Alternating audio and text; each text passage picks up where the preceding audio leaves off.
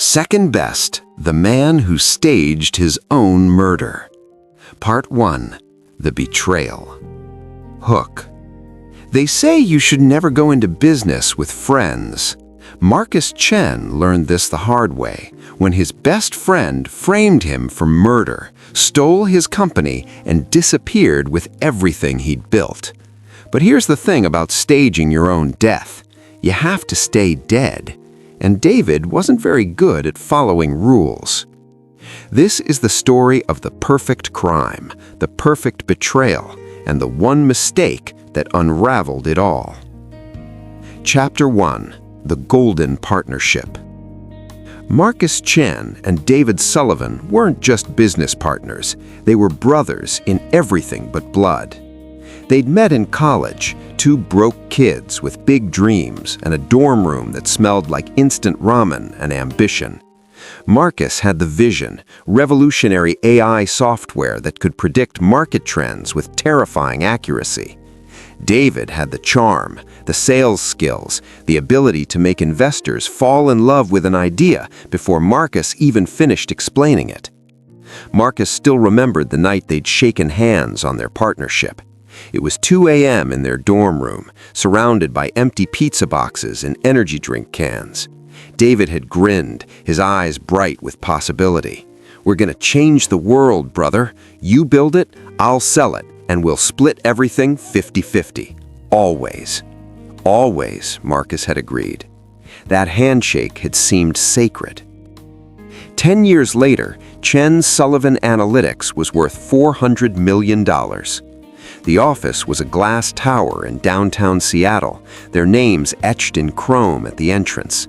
47 employees, contracts with Fortune 500 companies, a waiting list of clients that stretched 6 months deep. Marcus still remembered the day they'd signed the building lease, champagne on the roof at sunset, David's arm around his shoulder. "We made it, brother. 2 broke kids from nothing, and now look at us. Nothing can touch us now." Marcus should have known better. Nothing good lasts forever. David was more than business partner. He was the best man at Marcus's wedding to Sarah, the godfather to their daughter Emma, the guy who showed up at the hospital at 3 a.m. when Emma was born, with terrible coffee and tears in his eyes. He was family, which made what came next so much worse. Chapter 2. The cracks begin to show. It started 6 months before everything fell apart. Small things, barely noticeable at first. Marcus was reviewing the quarterly financials when he noticed a discrepancy. Nothing major, just $50,000 that didn't quite add up. He asked David about it during their weekly strategy meeting. "Oh, that?" David had laughed, waving it off. "Client entertainment expenses.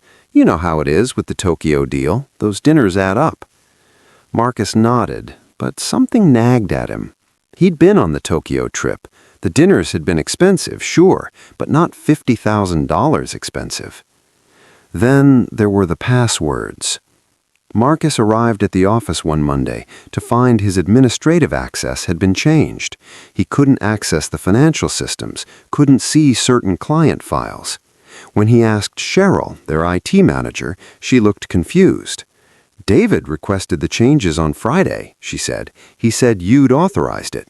Something about security protocols?" Marcus hadn't authorized anything. "Must have been a miscommunication," he told Cheryl, forcing a smile. "Can you restore my access?" "I'll need David to approve it," she said apologetically. "Company policy for admin-level changes." Company policy that David had instituted 3 months ago. Marcus found David in his office, on the phone with a client, laughing that easy laugh that made everyone love him. When he hung up, his smile was genuine, warm. "Marcus, what's up, brother?" "My system access was changed. I need it restored." David's eyebrows rose. "Oh man, I'm sorry. That was supposed to be temporary, just while we were updating the security certificates. Cheryl should have switched it back already. She said she needs your approval." "Done. I'll call her right now." David picked up his phone, but before he could dial, it rang. He glanced at the screen. Sorry, I have to take this. Client in London. We'll grab lunch and sort everything out, yeah? But they didn't grab lunch. David was in back-to-back meetings all day. And when Marcus checked his access that evening, it still hadn't been restored. The next warning sign came 2 weeks later. Marcus ran into Jennifer Park, the CFO of DataStream Technologies, one of their biggest clients. She was having coffee near his house, and she smiled when she saw him. "Marcus, great seeing you. That meeting last week was fantastic. David said you might be too busy, but I'm so glad you made time." Marcus's stomach dropped. "What meeting?" Jennifer looked confused. "Last Thursday, in our boardroom? We discussed the expansion of our contract, the new predictive modules you're developing." "Jennifer, I was in San Francisco last Thursday at a conference." Her confusion deepened. "That's odd. You were definitely there. We talked for 2 hours. You even showed me photos of Emma. She's gotten so big. You said she just started 4th grade and loves soccer." Marcus felt ice in his veins. Emma was in 3rd grade, and she hated soccer. She was taking piano lessons. "Jennifer, what did I look like at this meeting?" "What do you mean? You looked like you. Maybe a little tired? You said you'd just gotten back from Boston." She was looking at him strangely now. "Marcus, are you feeling okay?" He made an excuse and left. That night, he couldn't sleep. He lay next to Sarah, staring at the ceiling, his mind racing. Someone had impersonated him at a client meeting. Someone who knew enough about his life to be convincing, but got the details about Emma wrong. Someone who had access to his schedule, who knew he'd be in San Francisco. Someone like David. No, it was impossible. David was his best friend. There had to be another explanation. But Marcus started paying attention, and once he started looking, he saw them everywhere. The inconsistencies, the odd moments, the things that didn't quite add up. Emails in his sent folder he didn't remember writing, calendar invitations he never sent, client complaints about meetings he'd supposedly been rude in, except he'd never attended those meetings at all. 3 months before the shooting, Marcus hired a private investigator. Her name was Rita Valdez, a former FBI agent who specialized in corporate fraud. Marcus met her in a coffee shop 40 minutes outside of Seattle, somewhere David would never think to look. "I need you to investigate my business partner," Marcus said quietly. "I think he might be stealing from the company and possibly impersonating me." Rita didn't even blink. "Tell me everything." Marcus laid it all out. The financial discrepancies, the changed passwords, the meetings he'd supposedly attended but hadn't, Jennifer Park's story about Marcus showing her photos of Emma. Rita took notes, her expression neutral. When she finished, she looked up. "Mr. Chen, if what you're describing is accurate, this isn't just theft. This is entity fraud on a massive scale, potentially for years. Do you have any idea why your partner would do this?" Marcus shook his head. "We're 50-50 partners. We share everything. It doesn't make sense." "Unless he doesn't want to share anymore," Rita said quietly. "How much is the company worth?" $400 million. And if you were out of the picture, if something happened to you, or if you were discredited somehow. Marcus felt sick.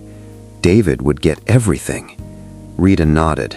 "I'll start digging, but Mr. Chen, be careful. If your partner is willing to commit fraud on this level, there's no telling what else he might be willing to do." Marcus should have listened to that warning. He should have run.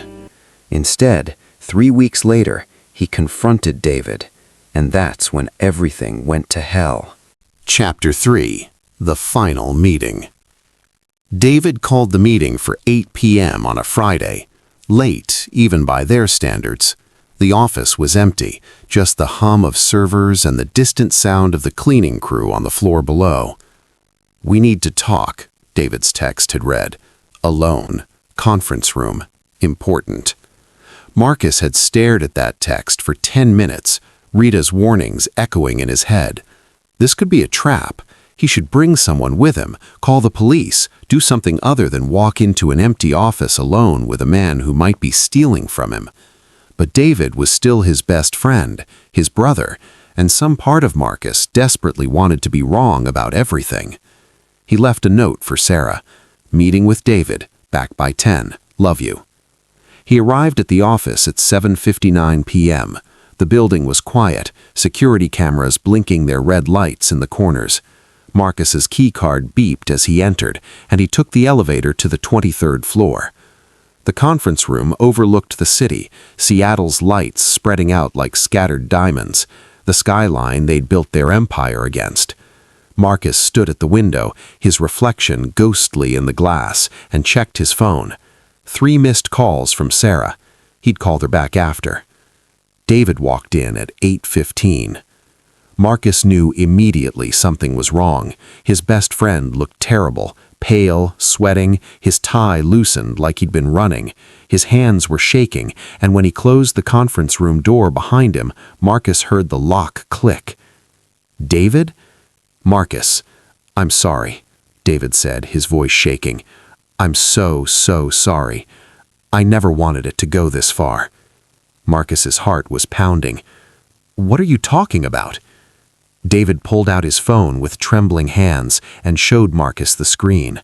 Bank statements, transfer records, millions of dollars siphoned from company accounts into offshore holdings, client contracts renegotiated with clauses that cut Marcus out, patent filings for their proprietary software with only David's name listed as the inventor.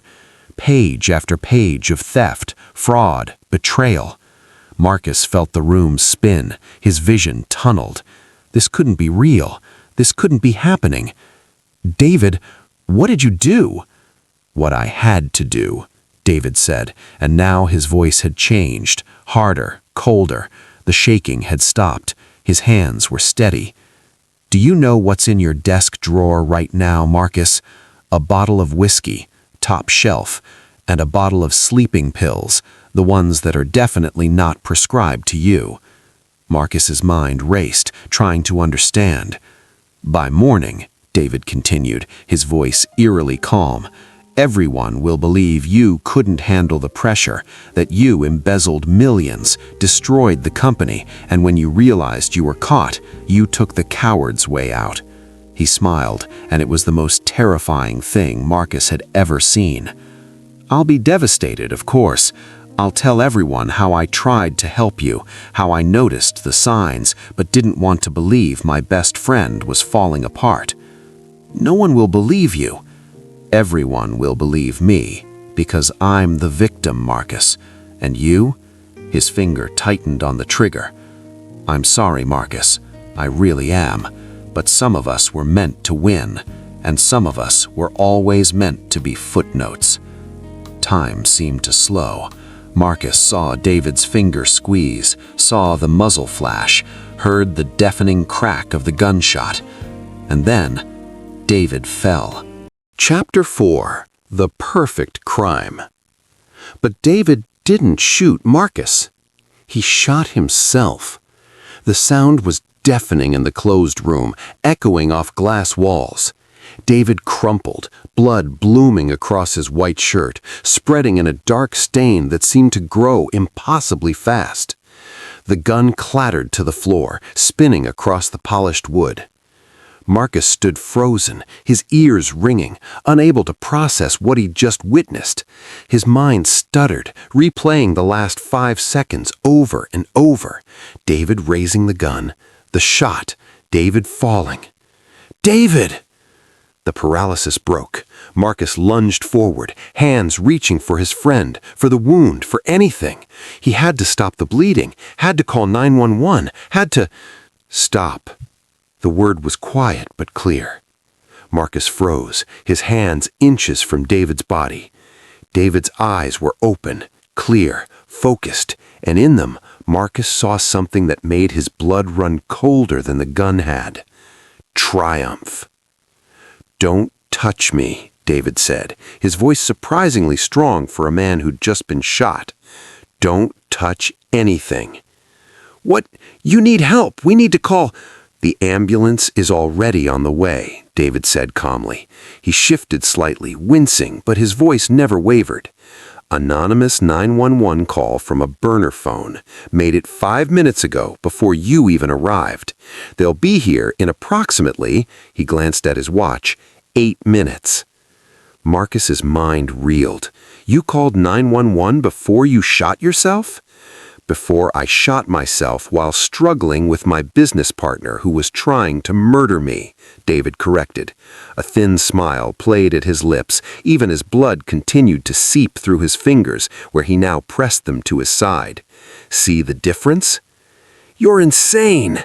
I'm brilliant, David said. Look around, Marcus. Look at this room. What do you see? Marcus looked. The conference room, the windows, the door with its security camera. The security camera. Oh God, Marcus whispered. Exactly, David said. The cameras show you arriving at 7:55, me arriving at 8:15, both of us entering this conference room, the door closing, and then in about 6 more minutes, me being rushed out on a stretcher while you're arrested for attempted murder. The cameras will show you shot yourself. The cameras will show us arguing. You can even see it through the glass walls. I made sure we were positioned perfectly. You aggressive, me defensive. Then the camera feed will go dark for exactly 47 seconds, just long enough for the struggle. When it comes back on, I'm on the ground bleeding, and you're standing over me. Marcus felt his legs weaken. You cut the camera feed. Remote virus, very sophisticated. Our security firm won't be able to trace it, but they'll definitely confirm the feed was corrupted during the attack. So convenient. He coughed, and blood flecked his lips. Real or fake, Marcus couldn't tell anymore. And your fingerprints are all over that gun on the floor. I wiped mine very carefully before you arrived. Marcus looked at the gun, lying 3 feet away. He never touched it. He knew he hadn't touched it. I never touched that gun. Really? Are you sure? Think back to last Tuesday, Marcus. The gun range, remember? I suggested we go shooting, blow off some steam. You were so stressed about the quarterly reports. We went to that place in Bellevue. You fired that exact gun for an hour. Marcus remembered. A random Tuesday afternoon. David suggesting we needed a break. The shooting range was David's idea. The gun rental, everything. You planned this, Marcus said slowly. Even then, I planned everything, David confirmed. The gun with your prints, the embezzled money traced to your accounts, well, accounts I opened in your name using your SSN. Very easy when you're business partners who share everything. His smile widened. The threatening emails I sent from your computer while you were in San Francisco, the client meetings where you acted erratically, raised your voice, seemed paranoid. Jennifer Park, Marcus whispered. That was you. You met with her pretending to be me. I've been meeting with clients as you for 12 months, Marcus. It's remarkably easy. We're the same height, similar build, a little makeup, some prosthetics, practice with your mannerisms. Most people see what they expect to see. When I showed up to a meeting as Marcus Chen, people believed it was Marcus Chen. David's breathing was getting labored now, but he kept talking. I got most of the details right, but I made a few intentional mistakes. Got Emma's grade wrong, her hobbies, little things that would make you seem like you were losing touch with your own family, stressed, unstable. The pieces clicked into place with horrifying clarity. The private investigator, Rita Valdez, the one person Marcus had told about his suspicions. Rita, Marcus said. Where is she? What did you do? David's smile was cold. Rita Valdez doesn't exist. Well, she does, but the woman you met? That was Michelle Kern, an actress I hired. Very good at her job. You told her everything. Your suspicions, your timeline, what you were looking for. It helped me know exactly what evidence to plant and when. Marcus's mind reeled. Every move he'd made, every attempt to investigate, had fed directly back to David. He'd been playing chess while David was controlling the entire board. Sirens, distant but growing closer. The bullet wound, Marcus said desperately. Doctors will know you shot yourself. The angle, the powder burns. I shot myself while struggling with you for the gun. Chapter 5. The Manhunt. 3 days later, Marcus Chen was the most wanted man in Washington state. The story had everything the media loved: a tech millionaire, a bloody betrayal, a desperate fugitive. CNN ran it as breaking news. Local Seattle stations had it on loop. Social media exploded with theories, think pieces, amateur detective work. David had given an interview from his hospital bed, pale and bandaged, his voice breaking as he described his best friend's descent into madness. The video went viral. David sat propped up against white pillows, his hospital gown perfectly arranged, his hair artfully disheveled. He looked like a victim from Central Casting. I wanted to help him, David told the cameras, tears streaming down his face. The pressure of the company, the money, the expectations. I think it changed him. Marcus wasn't himself these last few months. Paranoid, angry. I tried to get him to see a therapist. I tried to be there for him. The interviewer, a sympathetic woman from King 5, leaned forward. And then he shot you? David's hand went to his bandaged side. I confronted him about the missing money, the embezzlement. I had the evidence, and I hoped, if I just showed him what I'd found, he'd admit it. We could fix it together. We were brothers, you know? His voice cracked. But when I told him I knew what he'd done, he just snapped, pulled out a gun, started screaming about how everyone was against him. That must have been terrifying. I tried to talk him down, but he fired. I'm just lucky I was able to knock his arm at the last second, or... David trailed off, letting the implication hang. Do you have a message for Marcus Chen, wherever he is right now? David looked directly into the camera. It was a masterful performance.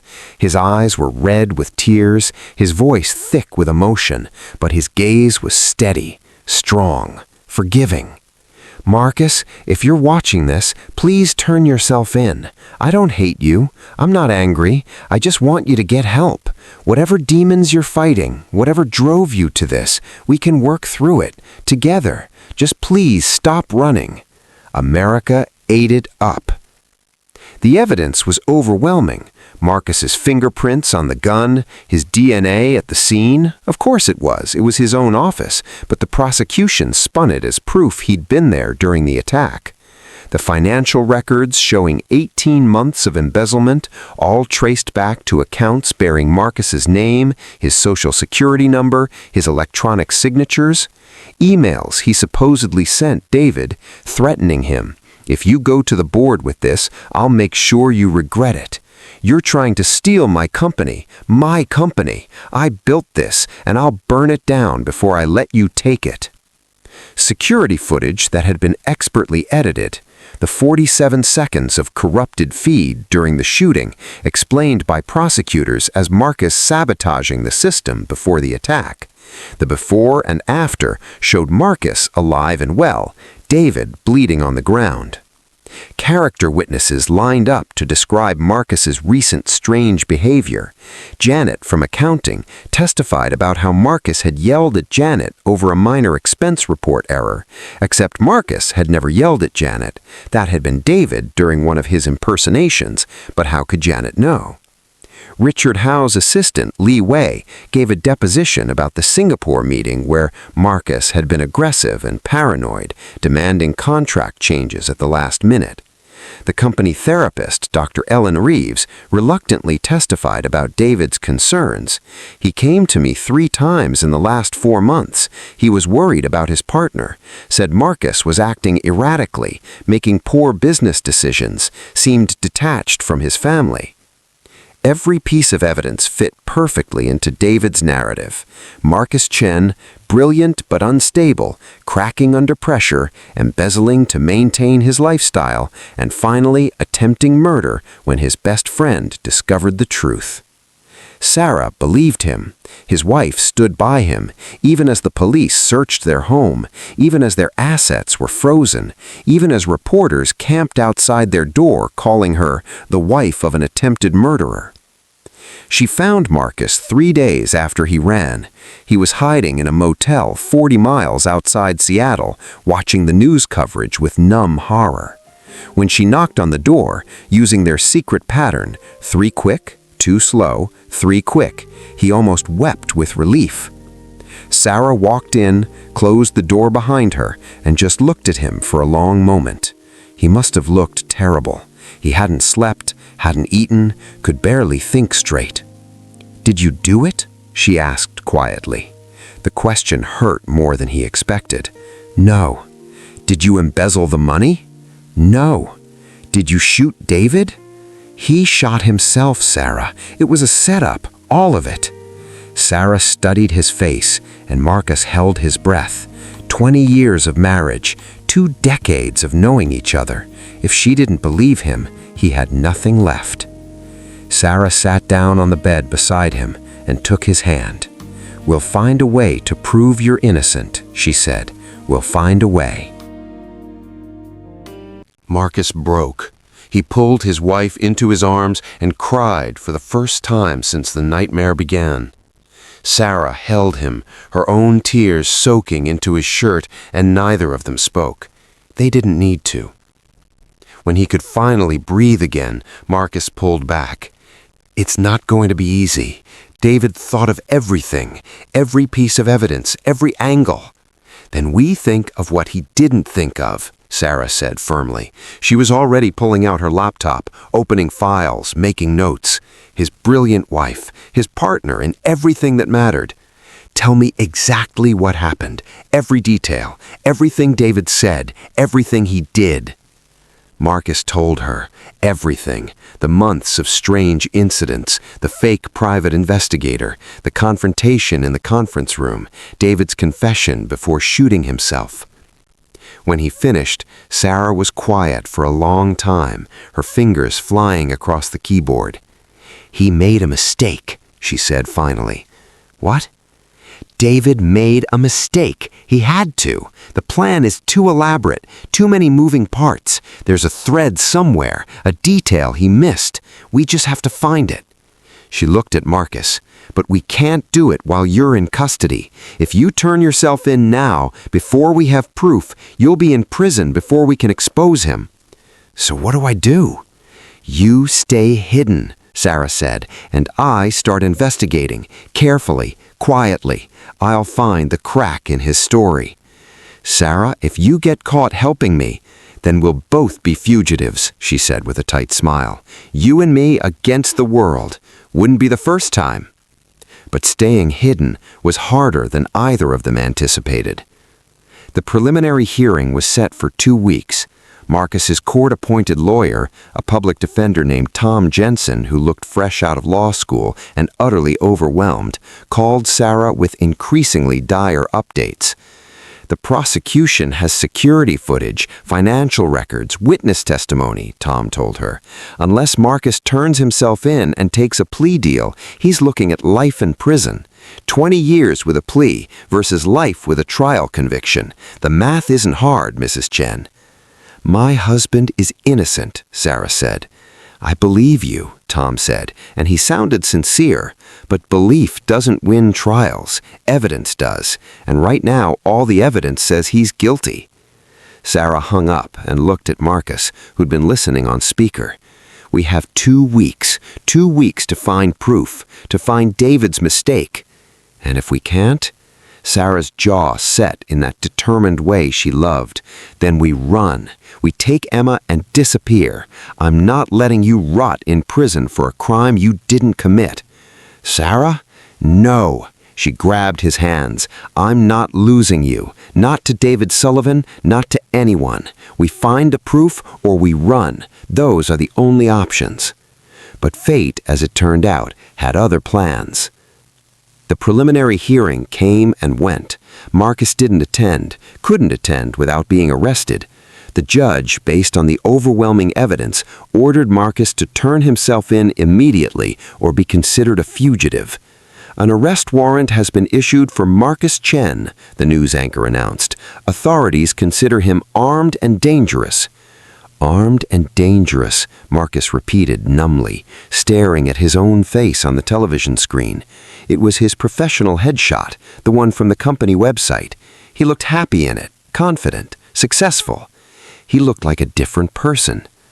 The FBI got involved. Marcus Chen was officially a fugitive from justice.